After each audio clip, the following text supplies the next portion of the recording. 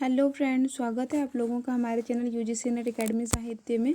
तो आज का जो हमारा टॉपिक है, हम एमसीक्यू करने वाले हैं UGC net Hindi TGT PGT या फिर ये PhD entrance exam Hindi subject से उनके लिए ये मतलब ये सारे ऐसे क्वेश्चंस हैं जो कि आसान तो बहुत ही लगेंगे जिसको पता है, और लेकिन जिनको नहीं पता है उनके लिए बहुत ही ज़्यादा यूज़फुल है। ठीक है, और हमेशा एग्ज़ाम्स में यहाँ से क्वेश्चंस आते हैं। ठीक है, तो देखते हैं आज का हमारा क्वेश्चंस। ठीक है, तो यहाँ पे है हिंदी साहित्य के इतिहास के प्रथम लेखक कौन है, यहाँ बताना है। तो कौन है? गारसा दत्तासी जी। मैं पहले बता देती हूँ फ्रेंड्स कि यहाँ मैं सारे ऑप्शंस को नहीं लूँगी, आप लोग अगर मॉक टेस्ट के रूप में लीजिएगा तो वीडियो को पॉज करके ले सकते हैं। ठीक है, आगे हम देखेंगे हिंदी साहित्य का वैज्ञानिक इतिहास, इनमें से किस लेखक की रचना है? हिंदी साहित्य का वैज्ञानिक इतिहास तो हो जाएगा गणपति चंद्र गुप्त जी का। ठीक है, आचार्य रामचंद्र शुक्ल के द्वारा लिखे गए इतिहास का नाम क्या है? तो बताना है।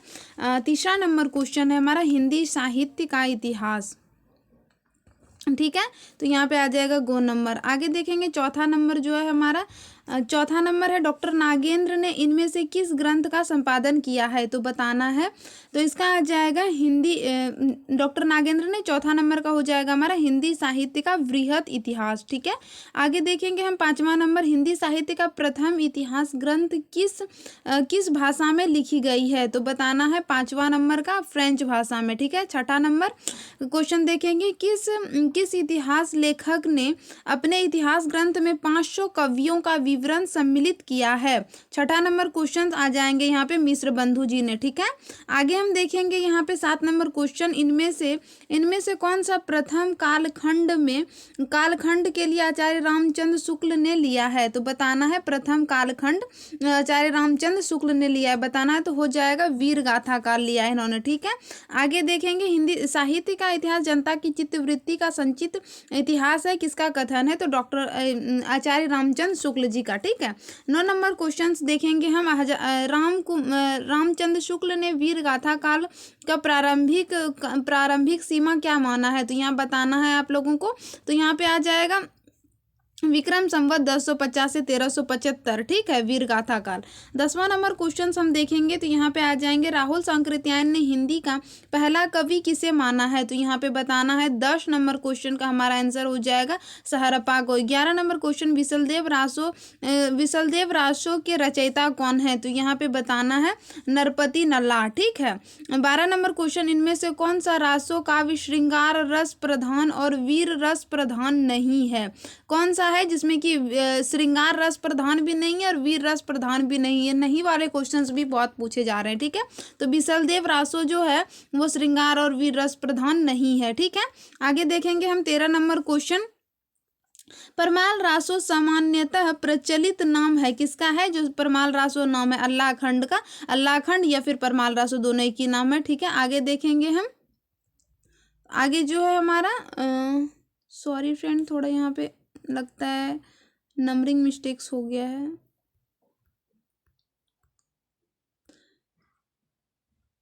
तो यहाँ पे देखते हैं, यहाँ पे 13 नंबर के बाद 14 नंबर शायद एक पेज यहाँ से छूट गया, तो यहाँ पे देखते हैं हम 28 नंबर क्वेश्चन। इसमें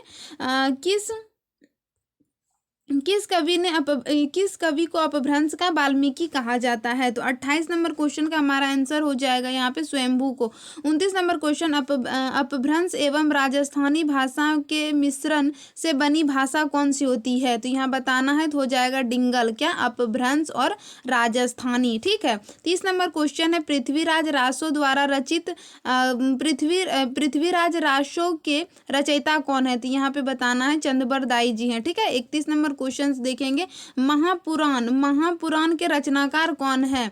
31 नंबर क्वेश्चन है हमारा, तो यहाँ पे आ जाएंगे पुष्पदंत महापुराण के रचयिता है। 32 नंबर क्वेश्चन है राउरबेल किसकी रचना है? बताना है रोड कवि की, रो से राउरबेल। ठीक है, 33 नंबर क्वेश्चन देखेंगे खालिक बारी नामक पुस्तक किसका है? तो यहाँ से बताना है आपको खालिक बारी नामक किसका? खुसरो जी का। ठीक है, 34 नंबर क्वेश्चन देखेंगे सिद्धों की संख्या कितनी है? तो सिद्धों की संख्या जो है 84 है। ठीक है, नाथ संप्रदाय के प्रवर्तक कौन है? तो नाथ संप्रदाय के प्रवर्तक जो है वो गोरखनाथ हैं।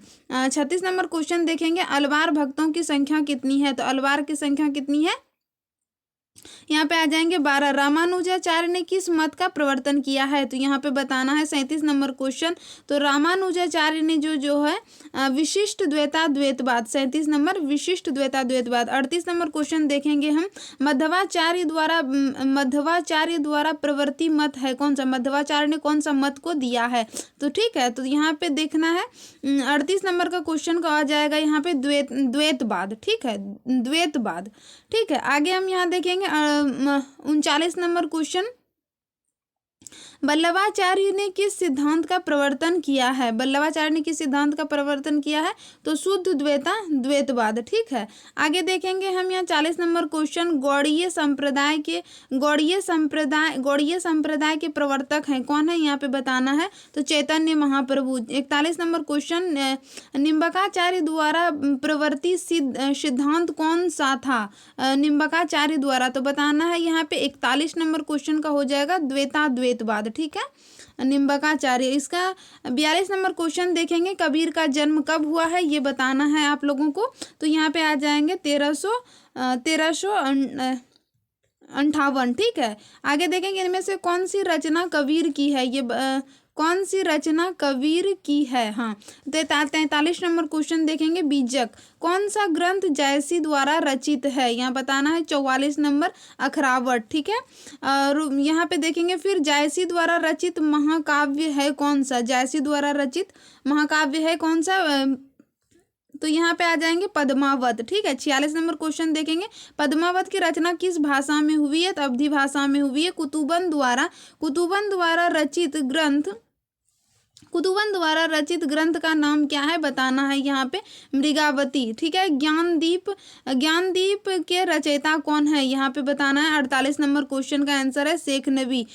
ढोला मारूर दुआ नामक ग्रंथ के मतलब रचयिता कौन है, बताना यहाँ 49 का हो जाएगा यहाँ पे कुशल लाभ। ठीक है, 51 नंबर क्वेश्चन देखेंगे हम, वल्लभाचार्य के पुत्र का नाम जिन्होंने अष्टछाप की स्थापना की वो कौन है, तो बताना है अष्टछाप की स्थापना की कौन है, तो गोकुलनाथ। ठीक है, वल्लभाचार्य के पुत्र का नाम जिन्होंने अष्टछाप की स्थापना की तो कौन है, गोकुलनाथ। ठीक है, तो यहाँ 50 नंबर हो गया हमारा। 51 नंबर क्वेश्चन हम देखेंगे, इनमें से कौन से रामानंद के शिष्य नहीं हैं, ये बताना है 51 का। ठीक है, तो यहाँ पे जो आ जाएंगे, यहाँ पे ये कुंभन दास जो है ये क्या है, रामानंद के शिष्य नहीं है, बाकी ये सब जो है वो रामानंद के शिष्य हैं। मैं इसका बहुत जल्द मतलब इनका ट्रिक बता दूंगी, रामानंद के कौन कौन शिष्य हैं और कौन कौन से नहीं है। ठीक है, तो आगे हम यहाँ पे देखेंगे फिर 52 नंबर क्वेश्चन है हमारा, भक्ति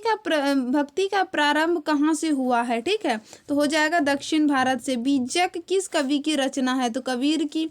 इनमें से कौन सा संत कवि नहीं है, ये बताना है 54 नंबर क्वेश्चन में। यहाँ से क्वेश्चंस आते हैं, बिल्कुल आपके नेट एग्जाम्स में भी आते हैं, कौन से संत कवि हैं, कौन से सूफी कवि हैं, यहाँ ये थोड़ा इंपॉर्टेंट हो जाता है। तो तुलसीदास जो है संत कवि नहीं है, बाकी यहाँ पे कबीर, सुंदरदास, मल्लुकदास ये हैं संत कवि हैं। साखी संप्रदाय के प्रवर्तक कौन है, यहाँ पे 55 नंबर का क्वेश्चन का आंसर हो जाएगा स्वामी हरिदास। ठीक है, आगे हम देखेंगे कबीर को वाणी का डिक्टेटर किसने कहा है, ये बताना है आपको हजारी प्रसाद द्विवेदी जी ने। ठीक है, तो आगे आई होप अब मेरी ये वीडियो आप लोगों को TGT PGT Hindi net exams मैंने जो क्वेश्चंस में लिए हैं वो ये सारे क्वेश्चंस बहुत फेमस हैं, जो कि बोलते हैं ना कि आपके जहन में हमेशा रहना चाहिए ये सारे क्वेश्चन। ठीक है, तो आई होप आप लोगों को ये वीडियो यूजफुल रही होगी।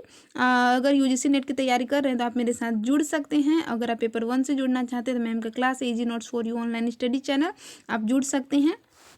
पेपर 1 के लिए, पेपर 2 हिंदी एग्जाम्स की तैयारी कर रहे हैं तो मेरे से जुड़ सकते हैं। कहीं ना कहीं थोड़ा ना थोड़ा आपके लिए यूजफुल जरूर रहेगा। तो वीडियो के साथ बने रहने के लिए बहुत बहुत धन्यवाद।